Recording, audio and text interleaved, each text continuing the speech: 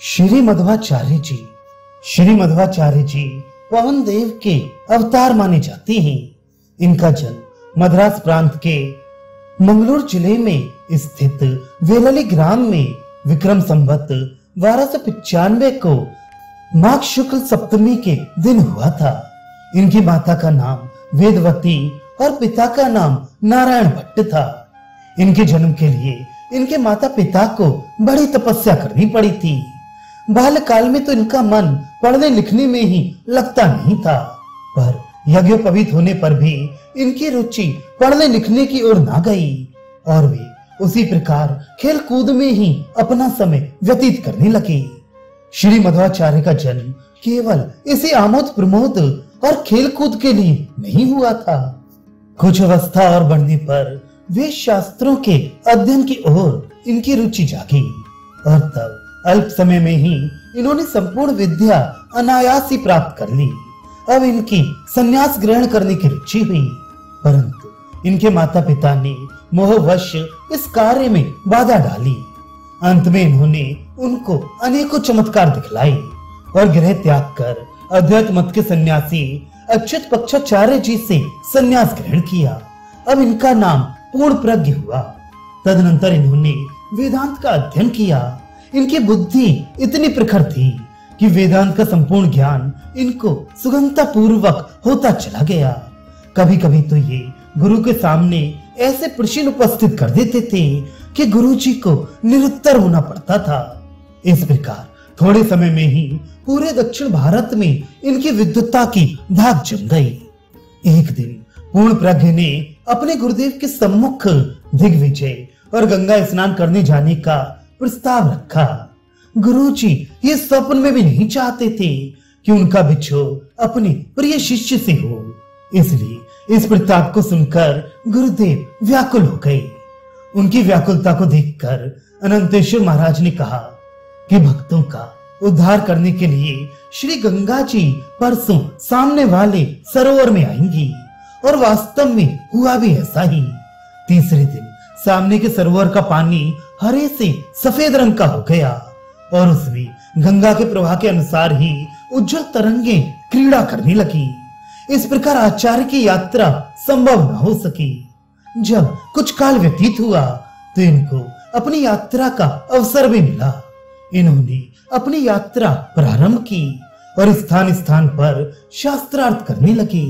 इनके शास्त्रार्थ का उद्देश्य भक्ति का प्रचार, वेदों की प्रामाणिकता की स्थापना, मायावाद का खंडन और मर्यादा का संरक्षण था।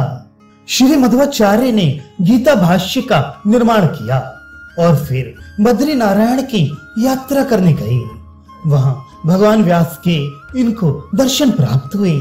इन्होंने अपना भाष्य उनको दिखाया। वेद व्यास से इनको लोक कल्याण के लिए उपदेश करने की आज्ञा हुई। उनके निर्देशानुसार इन्होंने ऐसा ही किया। बहुत से राजा इनके शिष्य हुए। अनेक विद्वानों ने इनसे पराजित हो अधीनता स्वीकार कर ली। अनेक सिद्धियां भी इन्होंने की थी, जिनका चमत्कार समय समय पर प्राप्त होता रहता था।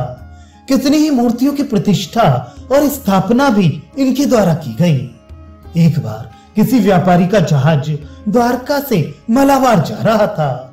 रास्ते में पानी भर जाने के कारण वह डूब गया था। उस पोत के अंदर गोपी चंदन से ढकी एक भगवान की मूर्ति भी थी। वह भी जहाज के साथ जलमग्न हो गई।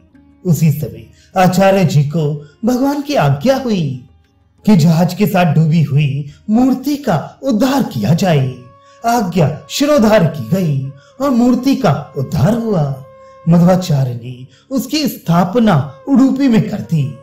तभी से उस उडुपी रजतपीठपुर के रहने वाले माधव मतानुयायी हो गए। इसी प्रकार एक व्यापारी का पोत सामान सहित जलमग्न होने लगा। मध्वाचार्य जी ने संकेत मात्र से उसका उद्धार कर दिया।